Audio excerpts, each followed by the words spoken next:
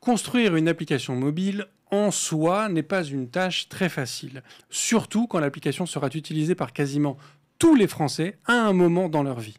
Alors, quand il faut en plus refaire une telle application tout en prenant des risques pour innover, mais aussi pour maintenir ce que les gens ont l'habitude de faire, il est clair que le pari est risqué. Mais alors, quels sont les impératifs quand on a une app aussi utilisée? Comment construire le projet entre innovation et constance? Et surtout, comment mettre un tel projet sur de bons rails? Pour répondre à ces questions qui avancent, je ne reçois pas Thomas le petit train, mais il s'y connaît en locomotive. Christophe, bonjour. Bonjour. Cosa Vostra.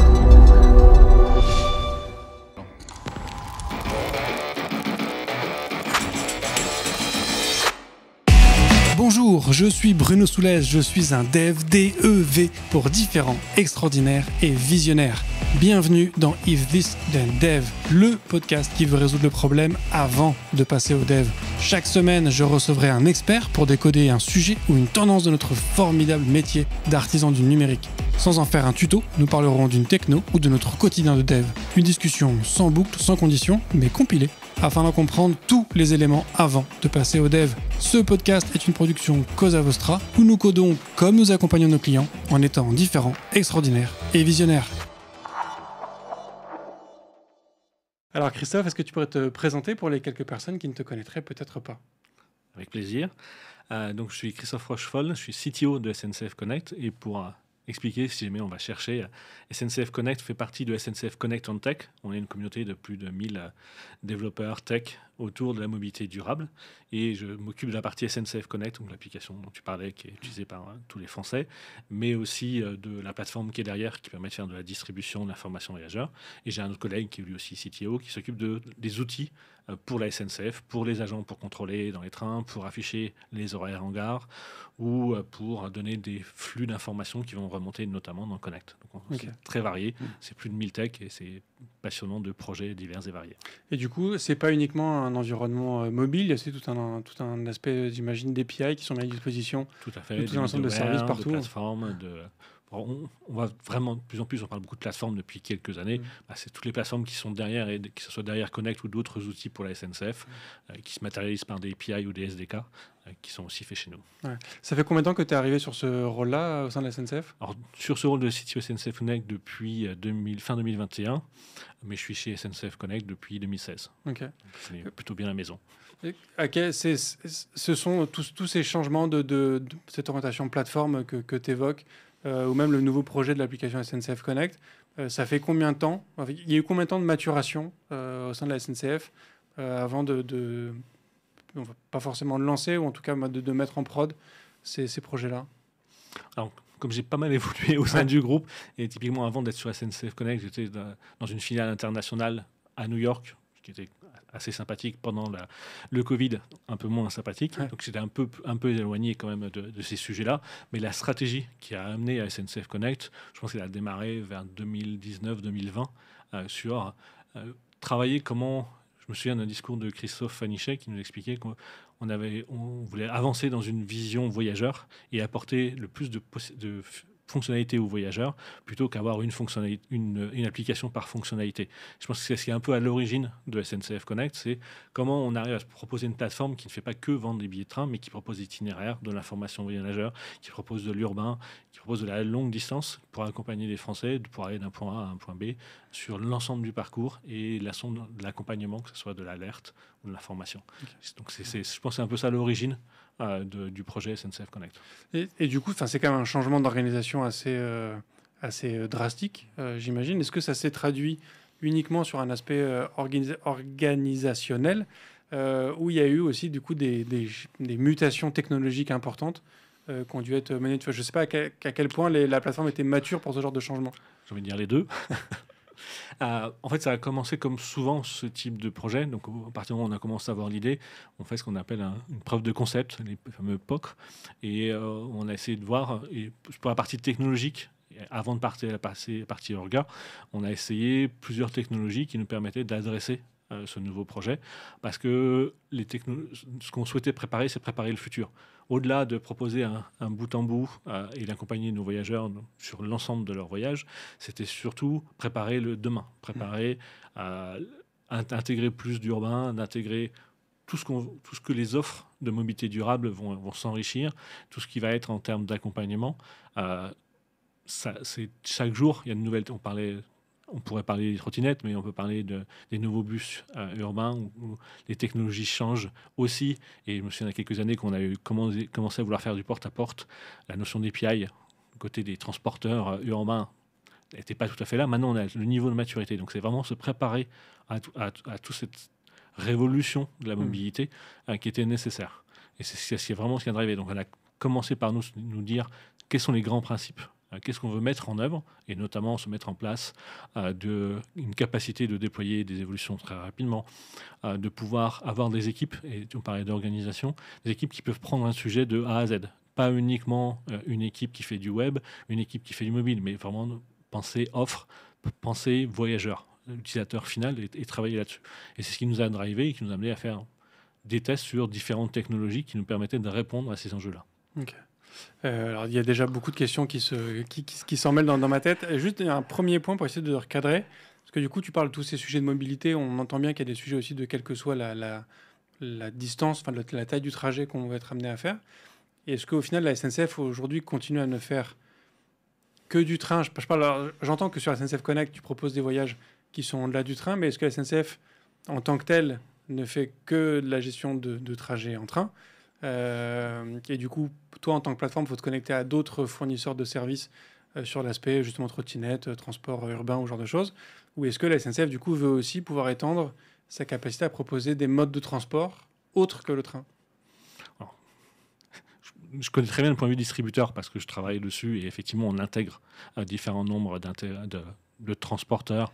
On travaille notamment avec Airweb sur la partie urbain avec plus d'une vingtaine de villes. On a ouvert Le Mans il y a 2 mois, je crois, pour enrichir parce que la France n'est pas uniquement Paris. On a IDFM depuis longtemps, mais il était temps qu'on ajoute de nouvelles villes et on en est très fiers. La stratégie de la SNCF, je pense qu'elle n'est pas du tout à mon niveau. Elle est effectivement assez concentrée sur le ferroviaire, que ce soit longue distance et courte distance avec TER. Et c'est d'ailleurs intéressant, parce qu'on le voit quand même distributeur.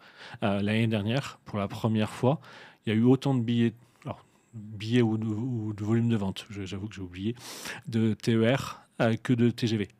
Ce qui montre que vraiment, toute la mobilité durable, elle est au cœur des Français, elle est au cœur du souhait de faire moins de voitures et de plus de mobilité durable. Okay.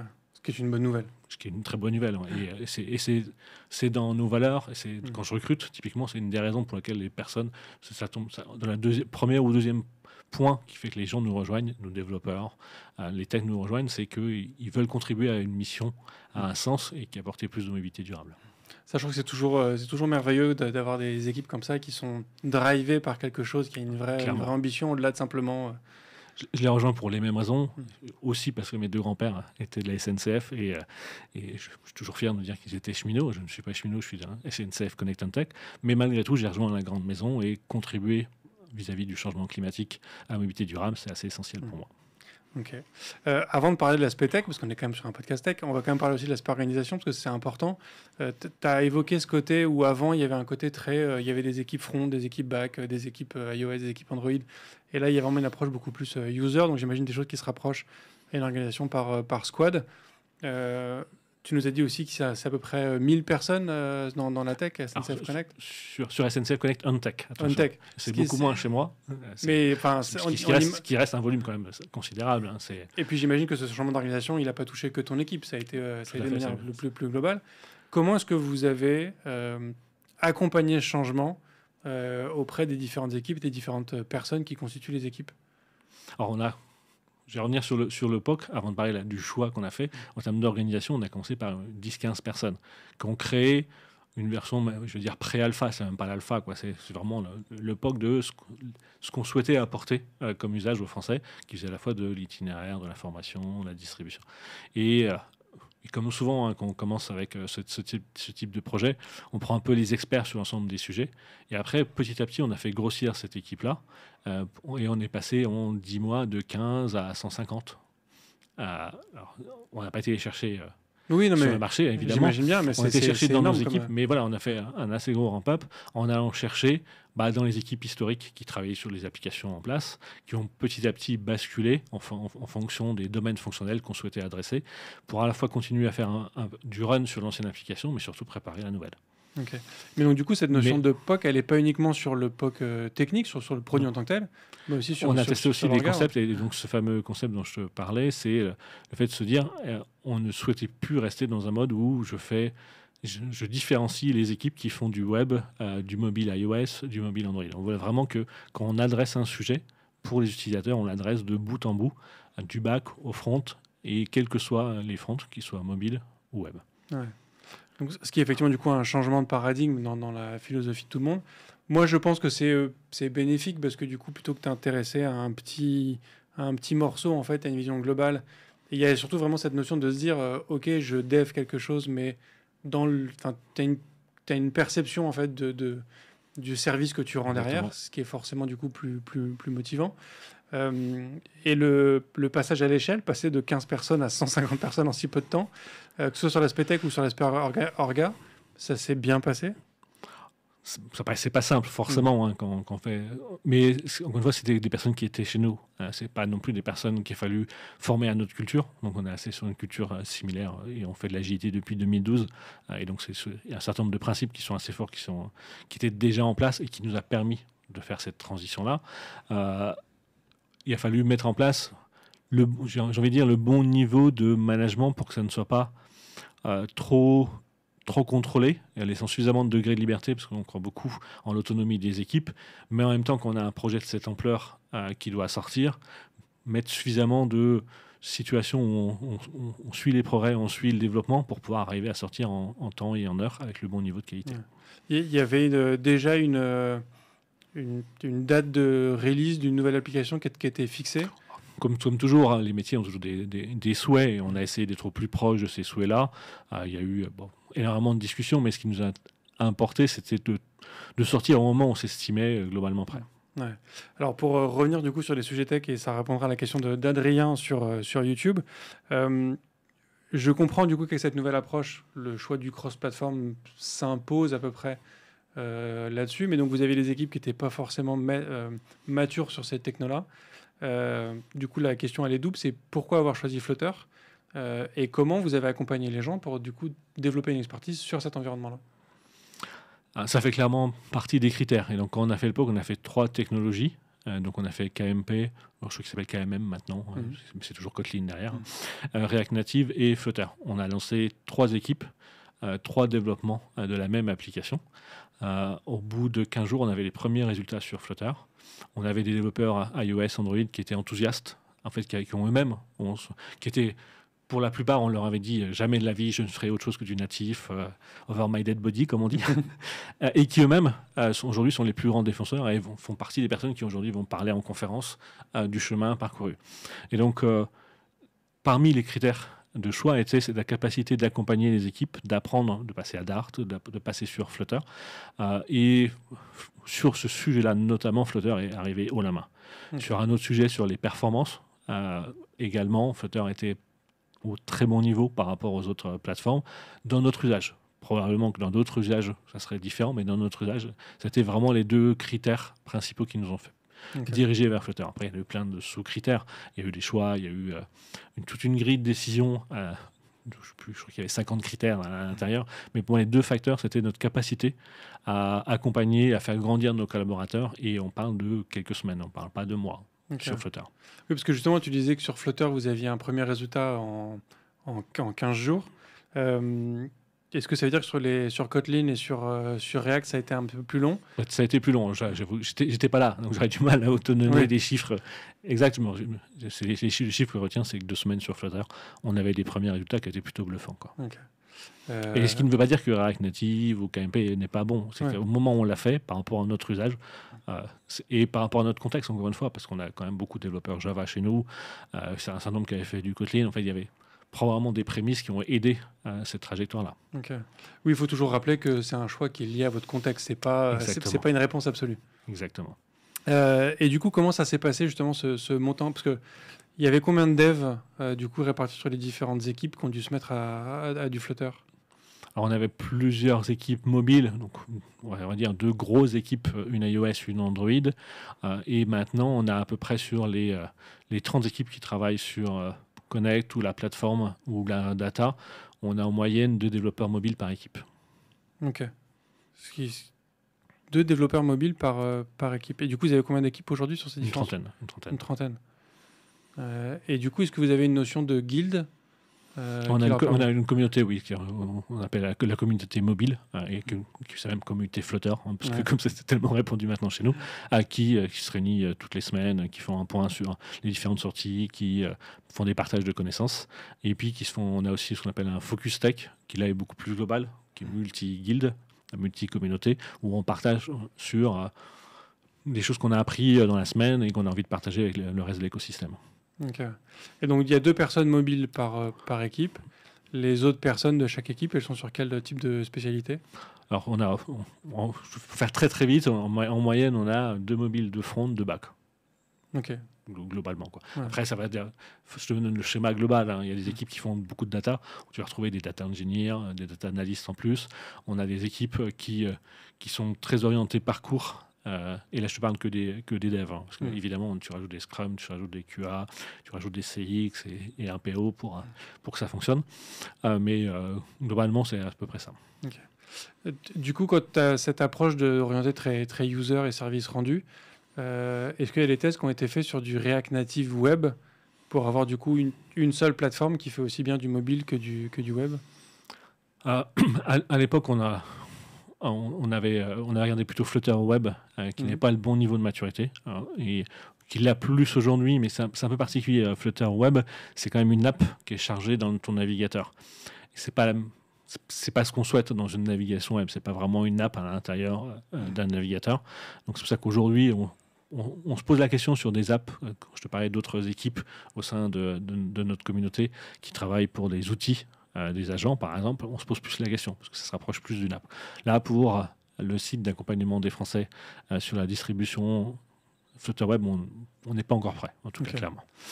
Sur React Native, comme il n'avait pas été sélectionné, on ne s'est pas spécialement posé la question par rapport à ça, mais par contre, le site est en React. Ok. Oui, donc c'était ma question, du coup, effectivement, sur la techno web. Et donc, du coup, vous avez quand même, même si vous avez réduit certaines, enfin, vous avez fait disparaître certaines technos, notamment natives, vous avez au final un même éventail de techno aujourd'hui, même si c'est pas les mêmes. Du coup, le nombre de techno utilisés reste à peu près l'équivalent. Sauf sur mobile, on a quand même divisé par 2 et on a pu le répartir. Et surtout, on a mis en place ce qu'on voit un peu partout, un BFF, un Back for Front, qui est la même API pour le front mobile ou web. Ce qui était un peu moins vrai dans le passé. Oui, parce que ça fait partie des autres accélérateurs qui nous permettent de faire tout au sein d'une même équipe. Parce que du coup, oui, dans ce projet mobile, de par l'ampleur que ça représentait, il y a aussi du coup un travail fait sur le back pour avoir cette approche API, service et compagnie. Ça aussi, ça a été un changement de paradigme fort. Est-ce qu'il y a eu des changements de techno qui ont été faits? Alors non, on a beaucoup réutilisé nos assets, ce qu'on appelle nos assets back, qui existent depuis très longtemps, qu'on a réorchestré. Et en fait, le plus gros changement de paradigme, c'est qu'on a mis en place ce qu'on appelle un monorepo. On fait partie de ceux qui ont fait le choix du monorepo. Mais ça rejoint en fait ce même point d'organisation. Quand on veut qu'au sein d'une même équipe, on puisse prendre une feature de A à Z, et ben en fait, il ne faut pas qu'on ait besoin d'aller demander toc-toc à une autre équipe pour aller faire une modification dans un asset. Donc ça veut dire avoir une gestion de l'ensemble des assets au sein d'un seul repo qui facilite la contribution de l'ensemble, qui facilite le fait que chacun puisse aller voir le code sur lequel qu'il utilise et faciliter la collaboration entre les différents sujets. C'est plus ce changement-là en fait où on est content de l'avoir fait et qui nous permet aujourd'hui d'être assez efficace dans la réalisation et la construction de la plateforme qui est derrière Connect, mais qui n'a pas été simple à accepter dans les équipes qui avaient l'habitude d'avoir mon asset dans mon coin et personne ne regarde, personne n'y touche. Ouais. C'est plus ce changement-là de culture qu'il a fallu apporter, mais dont on est encore convaincu aujourd'hui que c'est une force dans notre approche. On sait que Facebook, on sait que Windows, il y en a un certain nombre qui ont fait ce choix-là, et aujourd'hui on en est plutôt content. Ok. Ça peut paraître anecdotique, mais tu vois, je me dis qu'avec le nombre de services que vous avez qui communiquent entre eux, en fait, l'aiguillage de l'information entre toutes ces API et ces différents services qui les consomment, ça ressemble effectivement au final au bazar de rails qu'il peut y avoir à la sortie d'une gare. Mais c'est pour ça que je te parlais du BFF, du Back for Front. Il est là pour faire cette orchestration de ces différents services pour les frontaux, que ce soit web ou mobile. En fait. C'est pour ça qu'il a été pensé, pour simplifier la vie des personnes qui font du front. Et aussi faire cette fameuse distinction entre je m'occupe des couches d'affichage et des couches de compute qui sont à différents endroits. Okay. Dans le cas du coup de ce changement de techno, de plateforme, est-ce que dans la mécanique, ça a été on construit une nouvelle app, voilà la techno, et les gens vont monter en compétence petit à petit sur la techno en construisant l'app? Ou est-ce que vous avez fait monter les gens en compétence sur la techno, et une fois que les gens étaient à un niveau que vous aviez estimé juste, du coup on commence la création du nouvel environnement? Ça a plutôt été la première. On a appris en marchant. Et c'est souvent quand même le cas dans la tech, c'est apprendre ex nihilo dans une salle de classe. Ça marche pas trop. C'est bien. Et en fait, je suis même plus favorable à se former après pour remettre un peu les bases, etc., quand on a eu de la pratique, que dès le démarrage où... Alors, il y a eu de l'accompagnement, nos experts internes. On a fait nous-mêmes des formations Flutter, en plus qui n'étaient pas sur le marché, parce qu'on était quand même assez innovants sur ce sujet-là. Mais d'ailleurs, on l'a fait aussi sur React. En fait, on ne trouvait pas sur le marché le niveau de formation qui répondait à nos exigences pour accompagner nos équipes. Et donc, on a nos propres formations Flutter, nos propres formations React pour intégrer de nouvelles personnes, que ce soit dans le projet ou même les personnes qu'on recrute, parce qu'on recrute plus de 180 personnes en 2023. Donc on recrute en permanence tant sur Connect que sur l'ensemble des projets de SNCF Connect on Tech.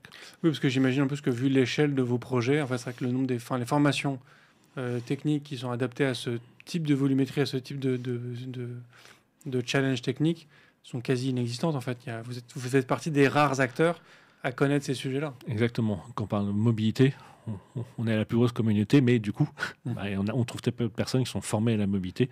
D'ailleurs, c'est un de mon sujet de cet été, pour faire un buzz. C'est ce qu'on appelle l'école des sachants.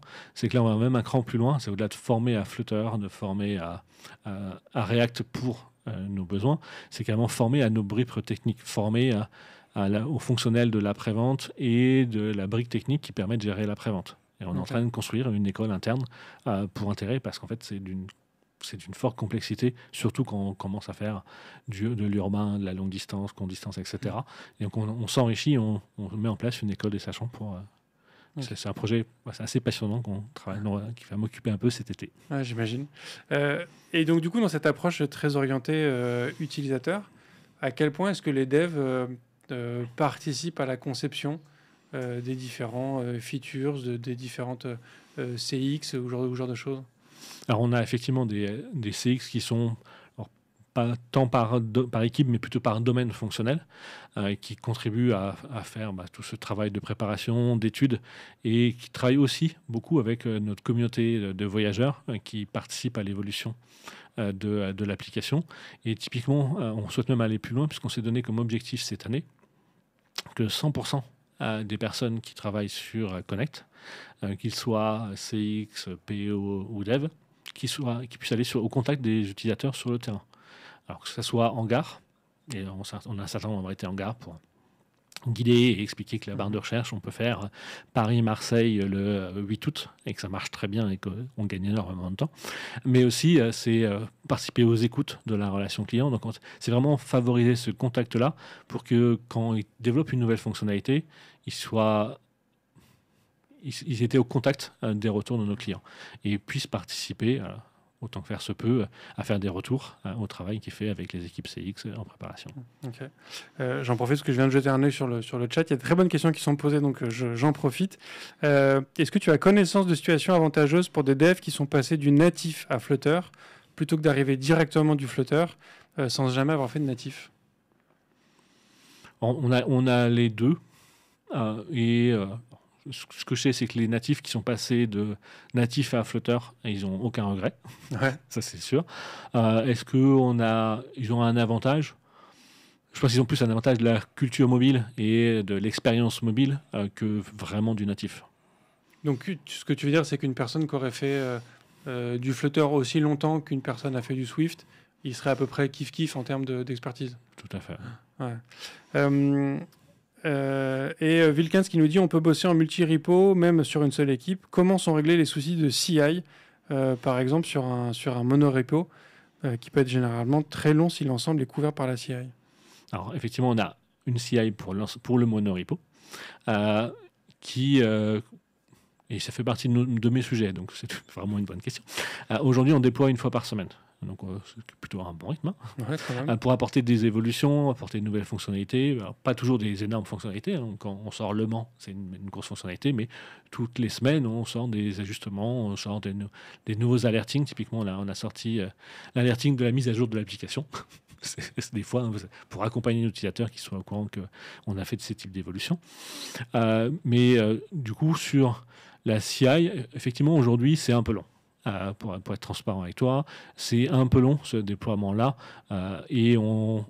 parce qu'on déploie tout systématiquement et on veut travailler sur un peu plus de différentiel. Et c'est un de nos sujets aussi de cet été. Je te parlais d'école de sachant, mais mon autre sujet, c'est faire un peu plus de différentiel pour pouvoir livrer encore plus d'incréments, parce qu'on veut aller au-delà d'une version par semaine. On veut passer vraiment à de la CDI et pouvoir déployer quand on veut plutôt que comme on peut, quoi. Enfin, même déjà, le rythme d'un déploiement par semaine, à votre échelle, c'est un exploit. On en est très fiers. Et je pense que les équipes qui travaillent dessus peuvent en être fiers avec le niveau de qualité qui va avec. Du coup, tu parles de longueur des CI. Moi, je pense à un ancien épisode que j'ai fait, qui était l'épisode 216 avec Thomas, où il raconte qu'un jour, il aide une personne un peu junior de son équipe sur la correction d'un bug.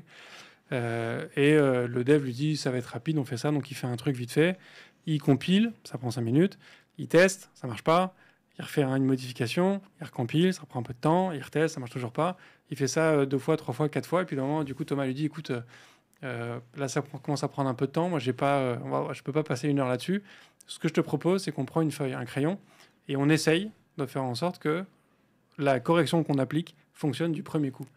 Et en fait, ça a bien marché. C'est-à-dire que du coup, il a pris le temps de la réflexion, de se dire et compagnie. Et du coup, maintenant, il a instauré au sein de son équipe un concept qu'il a appelé le right the first time. Donc, c'est avoir raison la première fois. Et donc, sur chaque commit qui est fait, le ou la dev doit indiquer le nombre de tentatives qu'il a faites. Et le but, c'est d'arriver au maximum le maximum de commits avec une tentative. J'aime beaucoup l'idée. Et j'aime d'autant plus l'idée que un des autres problèmes qu'on a pu avoir avec le monorepo, c'est que du coup, on a mis en place aussi des sachants, parce que je parlais des codes des sachants, qui vont valider sur un certain nombre de périmètres fonctionnels que l'évolution rentre bien dans nos pratiques, dans l'histoire, parce que si tout le monde peut contribuer, il faut quand même...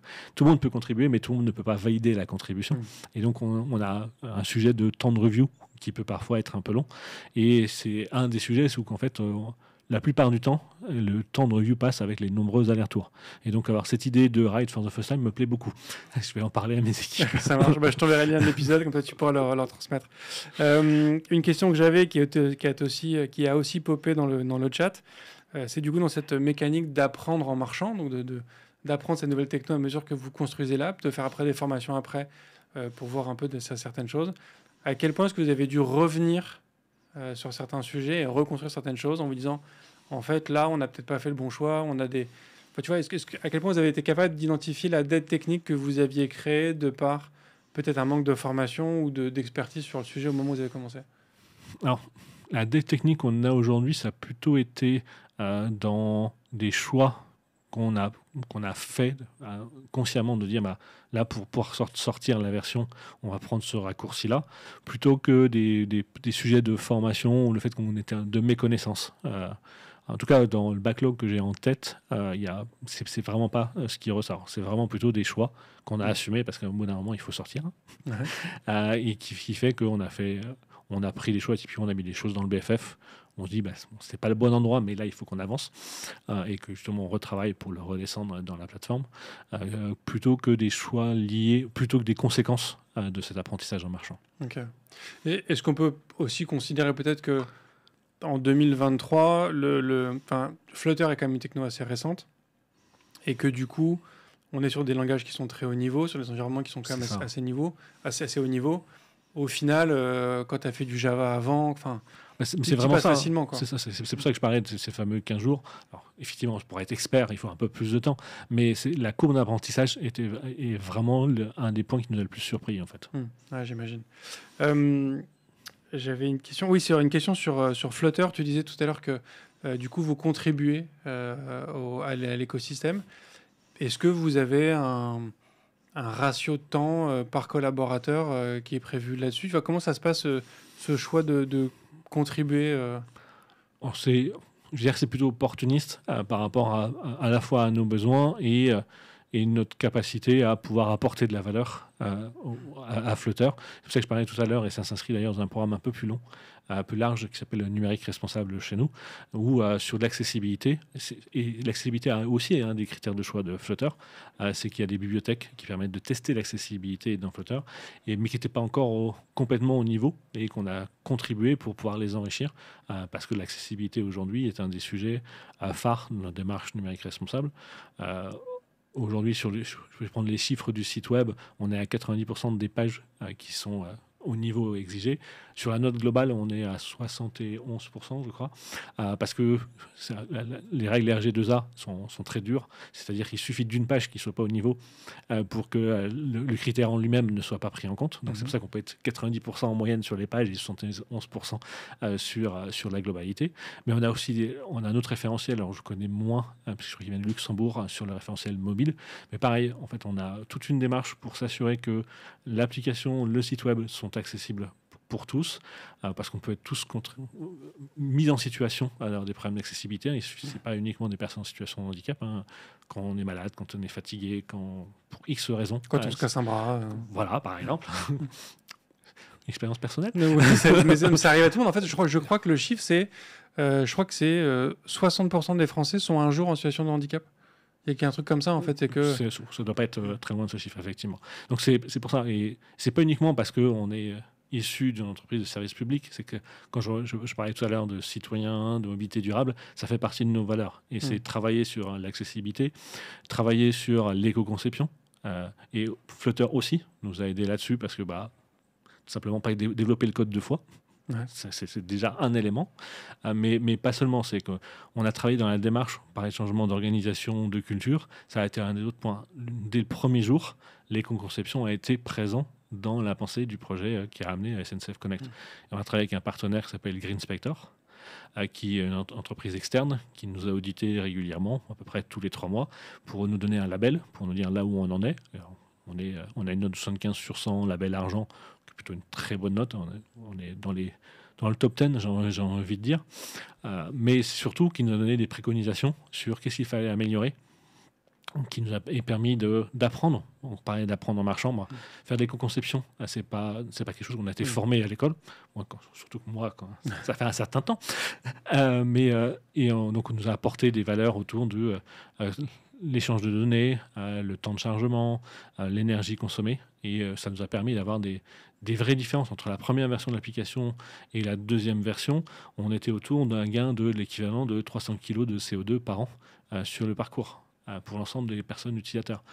C'est à la fois anecdotique par rapport à l'économie que l'on fait sur le train. Quand on prend du train par rapport à la voiture, on a lancé en début d'année mon année SNCF, dont on a beaucoup parlé et dont on est assez fiers, qui parle des économies qu'on en a fait en déroulant, en utilisant le train plutôt que d'autres moyens de locomotion.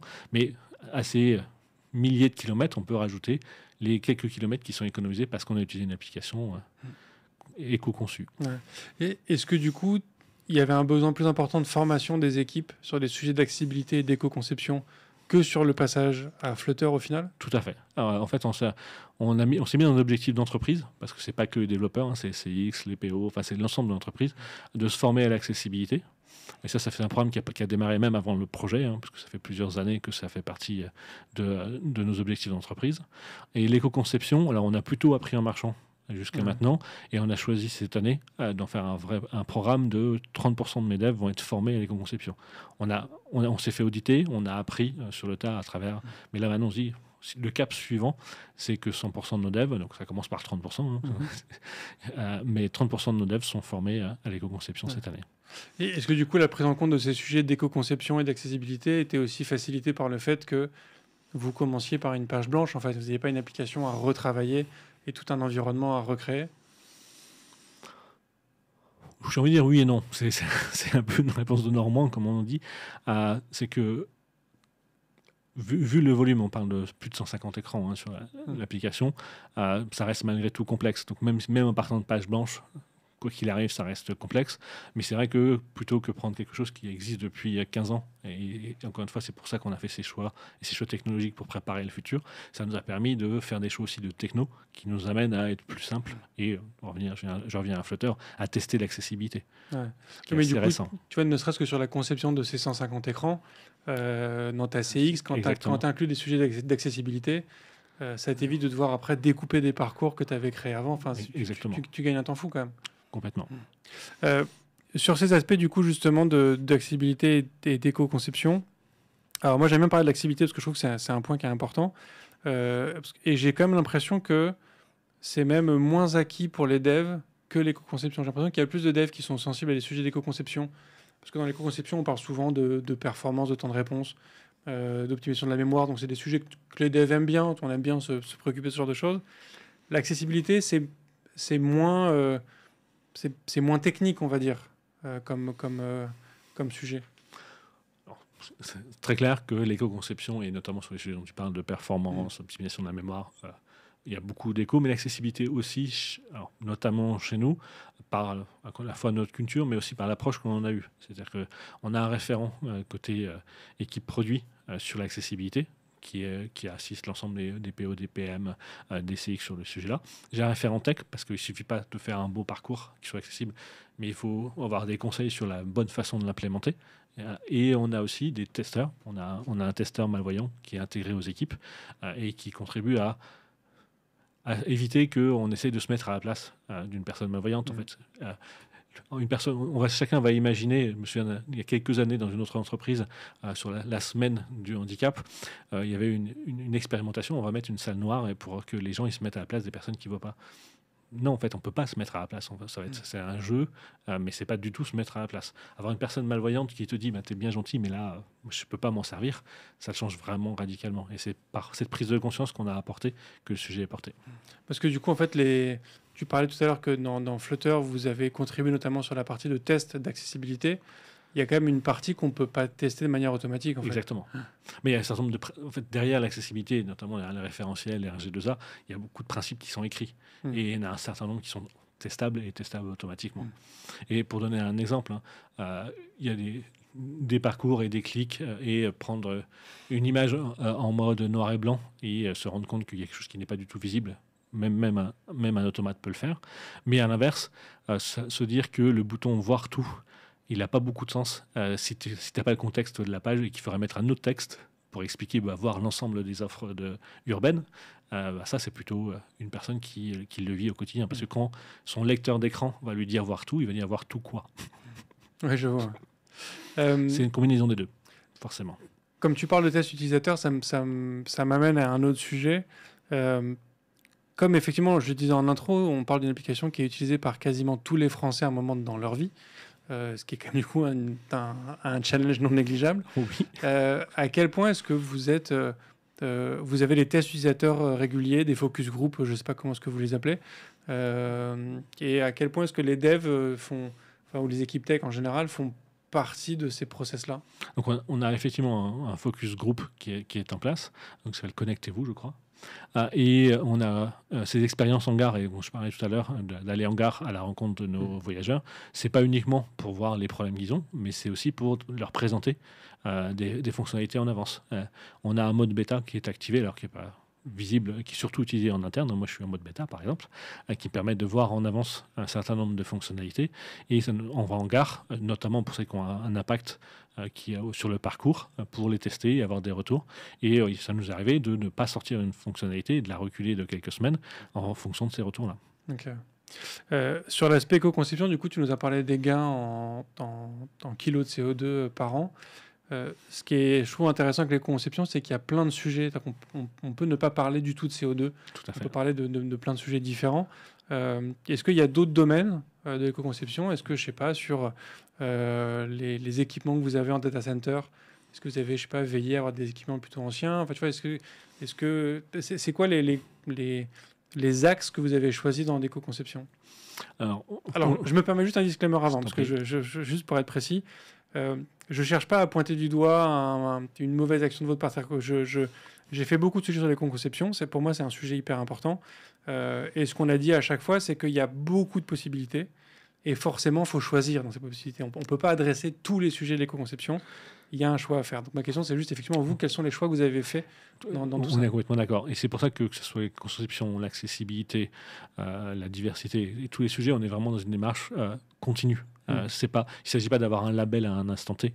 Ça ne nous intéresse pas. C'est qu'on s'améliore et qu'on fasse des choix, effectivement, sur l'ensemble du cycle, ce qu'on appelle le cycle de vie des applications. Et ça commence, effectivement, dans les matériaux. Alors, là où on va avoir plus d'influence, nous, c'est faire des applications où, par exemple, le temps de parcours sera le plus court possible pour essayer de consommer le moins de batterie et pour que nos utilisateurs n'aient pas besoin de changer de mobile tous les 6 mois, même s'ils sont poussés par le market des fabricants. On est plutôt cloud. On n'est plus en data center depuis 2 ans. Ça, c'est aussi un choix qui va nous permettre d'adapter notre trafic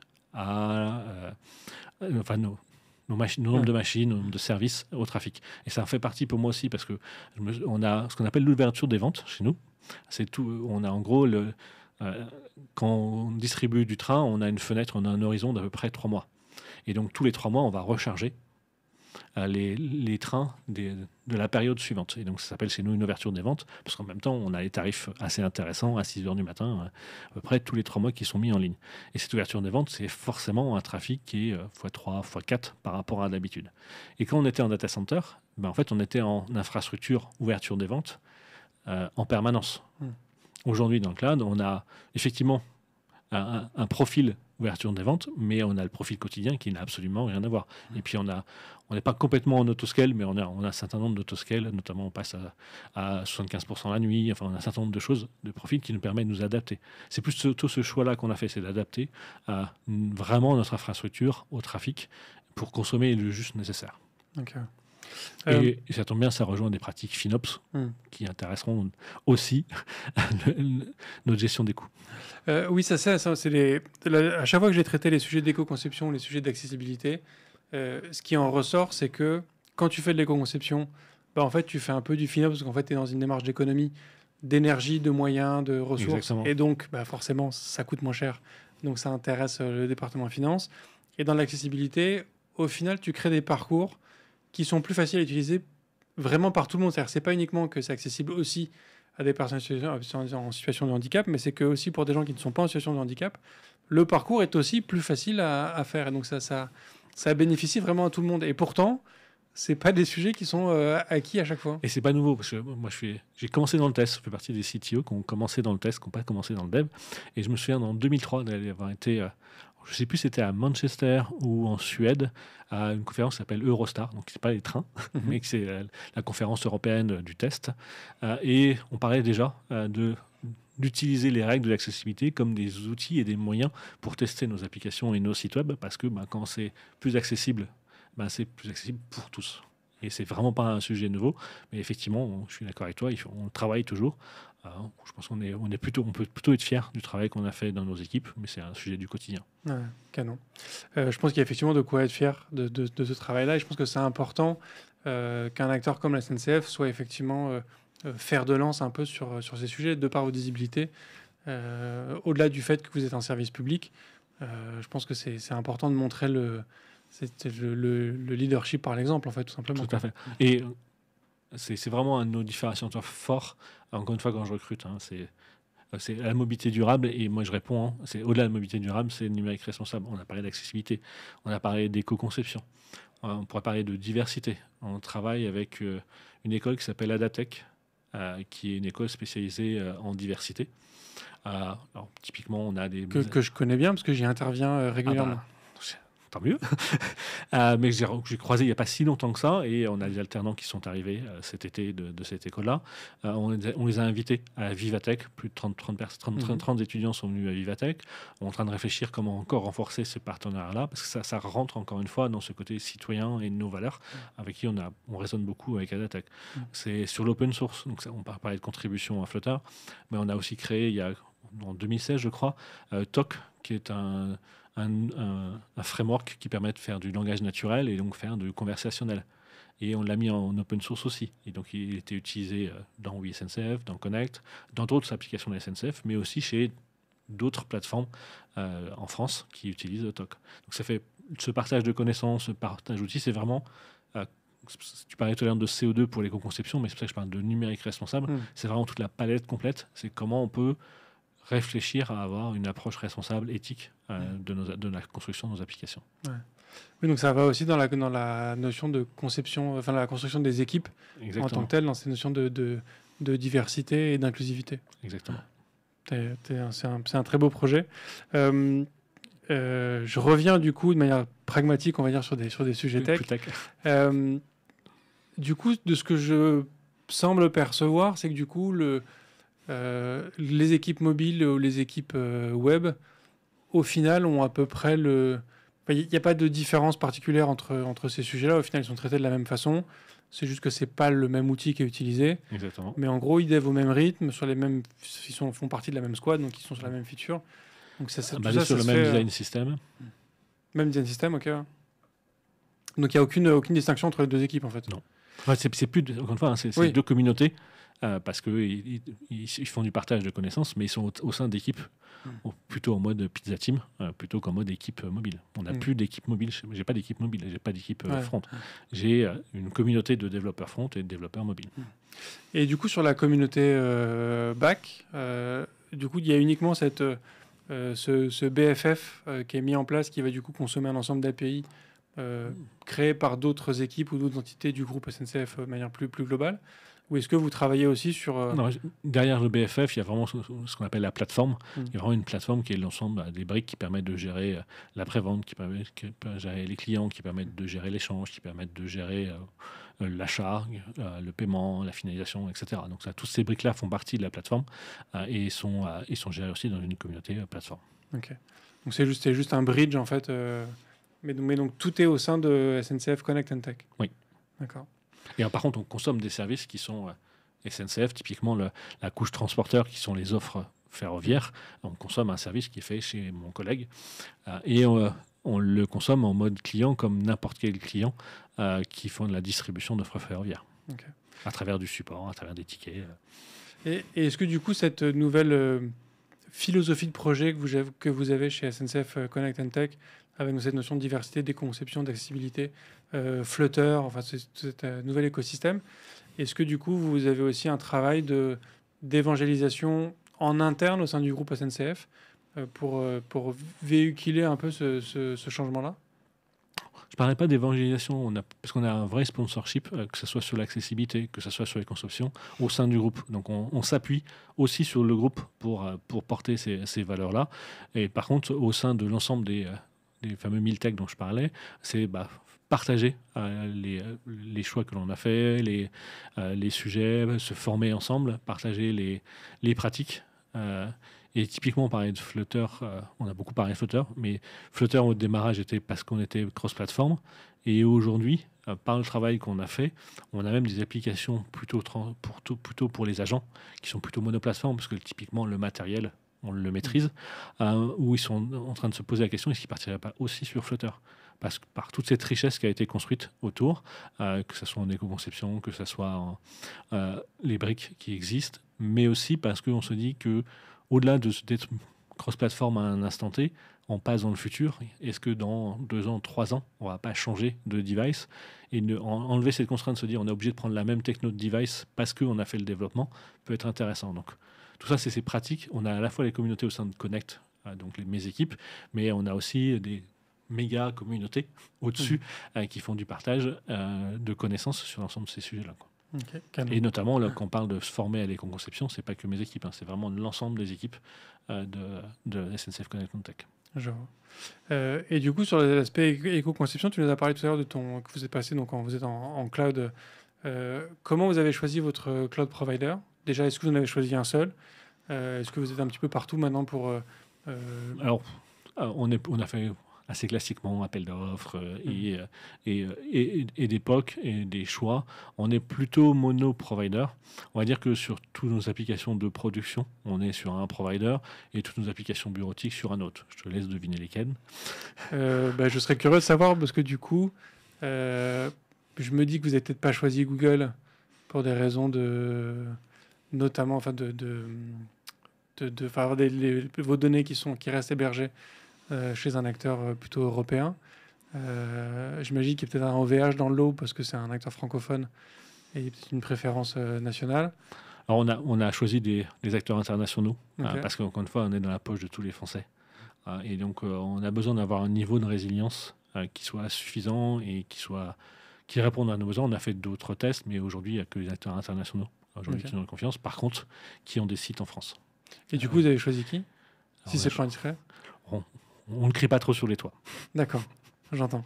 Mais du coup, il y a eu quand même des sujets d'éco-conception, enfin d'éco-responsabilité plutôt. Voilà, qui ont été pris en compte. on parlait tout à l'heure de faire des choix à un moment donné entre la résilience et le fait de fonctionner tous les jours et de répondre aux besoins de tous les Français et de les accompagner sur l'alerting et d'être 100% français. Il a fallu faire des choix Ouais. et aujourd'hui, techniquement, on s'est posé la question, mais uniquement des acteurs nationaux répondaient à nos besoins. Oui, encore une fois, vous avez des contraintes de volumétrie technique Exactement. qu'il y a très peu de gens dans le Il monde y a, qui il y a ont. un chiffre que j'aime beaucoup, c'est qu'on vend l'équivalent de 6,5 stades de France tous les jours en termes de billets. Ouais, quand même. Ça me parle, j'étais au concert de Metallica il n'y a pas très longtemps, donc ça me parle vraiment, je vois ce que ça fait. C'est-à-dire qu'on en vend 6,5, presque 7 tous les jours. On n'est pas très nombreux sur la place à pouvoir faire ça, et donc on doit prendre en compte ces contraintes. Et choisir, faire des choix, à chaque fois, c'est dans cette optique-là, pour l'utilisateur final, ce qui est le plus important finalement. Ouais, j'entends. Pour terminer, donc on a vu tout le chantier que ça représentait pour arriver jusque là aujourd'hui. Tu nous as parlé un petit peu de ton nouveau chantier sur les quelques mois qui viennent. Mais c'est quoi l'avenir à 3 ans ou 5 ans, si tant est qu'on puisse voir aussi loin, pour SNCF Connect and Tech? Alors, je peux te donner les thématiques, parce que c'est vraiment la thématique qui nous anime au quotidien. La première, c'est enrichir les offres, proposer de plus d'offres de mobilité durable, pour répondre à tous les besoins. On parlait aujourd'hui, je suis plus sûr que 25 ou 26 villes de France, mais c'est continuer à enrichir pour couvrir tout le territoire, construire des offres, toute offre de mobilité qui rentre. On ne vendra jamais d'avion, hein, parce qu'on fait de la mobilité durable. La deuxième chose, c'est travailler encore plus sur l'accompagnement des voyageurs. Alors, récemment, on a sorti, donc je disais, l'alerte pour dire mise à jour, mais on a sorti surtout, il n'y a pas très longtemps, un centre de notification qui permet de regrouper l'ensemble de ces notifications, parce qu'il y a des fois, on oublie un peu et ça permet de revenir dessus. Mais c'est vraiment enrichir cet accompagnement-là. Et en fait, on a même des équipes qui travaillent au quotidien sur améliorer cet accompagnement. Et ils vont sortir des nouvelles fonctionnalités, alors parfois des micro-fonctionnalités, parfois des plus importantes. Travailler sur proposer des itinéraires les plus adaptés et qui vont répondre aux différents cas d'usage de nos clients, parce que c'est de la personnalisation. C'est un des sujets où, quand on a des offres aussi complexes et plus on va rajouter d'offres, il faut qu'on travaille aussi sur la personnalisation pour que cette complexité de l'offre urbaine et longue distance ne soit pas perçue comme complexe par nos utilisateurs. C'est vraiment un de nos enjeux. C'est pour ça qu'on a fait cette barre de recherche un peu universelle qui permet de naviguer dedans, qui n'est pas peut-être simple au premier lancement, mais finalement, en fait, qui est d'une puissance assez incroyable pour pouvoir traiter l'ensemble de ces sujets-là. Parce que c'est ça notre cœur de métier, c'est d'accompagner la mobilité. Ok, très bien. Et continuer à faire du numérique responsable, évidemment. Oui, ça, on a bien compris que ça faisait partie de votre ADN. Pour terminer, j'aurais 2 questions pour toi qui sont un petit peu les questions rituelles du podcast IFTTD. La première, c'est est-ce qu'il y aurait une ressource, un contenu, un livre, un film, une série ou un CD que tu aimerais recommander à nos auditeurs? Alors, ma lecture du moment, c'est une série de romans graphiques de Anki Bilal, qu'on connaît pour un certain nombre de titres, et qui s'appelle Bug, qui est une série d'anticipation qui est assez intéressant parce que c'est un bug à 2 niveaux. C'est un insecte qui est dans l'espace et qui arrive sur Terre et qui se greffe dans une personne. Mais c'est aussi un bug informatique puisque l'intégralité des disques durs de la planète sont effacés du jour au lendemain. Donc toute l'informatique mondiale est bloquée. Et donc c'est toutes les conséquences. C'est un peu dans ce même système que Black Mirror. On a l'impact d'un changement technologique, etc., qui est creusé à travers ces romans-là. Et c'est une belle lecture d'été. C'est une belle lecture pour se divertir, mais aussi s'interroger sur la place du numérique dans nos vies. Tous les disques durs du monde qui sont supprimés du jour au lendemain, ça te fait pas faire des cauchemars? Parce que quand même, ça représente, pour nos métiers, ça représente quand même quelque chose de grave. Alors, mais justement, c'est tout l'intérêt de l'anticipation, c'est de nous faire réfléchir. Ouais. Et c'est quand même une probabilité assez faible. Oui, effectivement. Espérons en tout cas. Et la dernière question, est-ce que tu es plutôt espace ou tabulation? Alors moi, je suis plutôt de tabulation. Je préfère la partie lecture que passer mon temps à faire des espaces. Mais en vrai, parce que je suis un peu loin, je suis plutôt un sitio hands-off, quand on a 30 équipes, on est plus ce qui va m'intéresser, c'est plutôt que les équipes collectivement fassent ce choix-là. Ils ont fait ce choix pour le monorepo et tu me demanderais, je ne sais même pas le choix qu'ils ont fait. Okay. Tellement je leur laisse la main, c'est leur choix, c'est pas le mien. Eh ben, sache que le premier épisode que j'ai fait, on parlait d'accessibilité. Quand j'ai posé la question, du coup, alors j'ai oublié son prénom parce que c'était il y a 3 ans, mais on pourra le retrouver. Lui m'expliquait qu'en fait, qu'il fait le choix de la tabulation parce que quand tu as dans ton équipe de dev des personnes qui sont en situation de handicap visuel dans l'équipe de dev, la tabulation est le meilleur choix pour eux en termes d'accessibilité, pour pouvoir récupérer du code et traiter du code de manière homogène avec le reste de l'équipe. Donc la tabulation est un choix d'accessibilité pour l'équipe de dev. Je le pensais, mais comme j'en étais plus sûr, je préférais ne pas le dire. Je préférais rester prudent. Mais c'est aussi ce que j'avais en tête. Ouais. Mais ça datait un petit peu, encore une fois, des moments où je passais mon temps à coder moi-même. Donc, Oui, parce que du coup, en fait, moi, quand on m'a donné cette justification-là, en fait, j'ai réalisé qu'on parle d'accessibilité sur des applications qu'on veut faire qui soient accessibles par tout le monde. Mais on ne pense pas toujours au fait que, ne serait-ce que dans l'équipe de dev, on a aussi des personnes en situation de handicap. Enfin, voilà. Merci beaucoup en tout cas, Christophe, pour tout ça et pour toutes ces informations. C'était passionnant, donc vraiment merci beaucoup. Et merci à tous d'avoir écouté cet épisode jusqu'au bout. On a enregistré ça en plein été. Normalement, ça va être diffusé à la rentrée.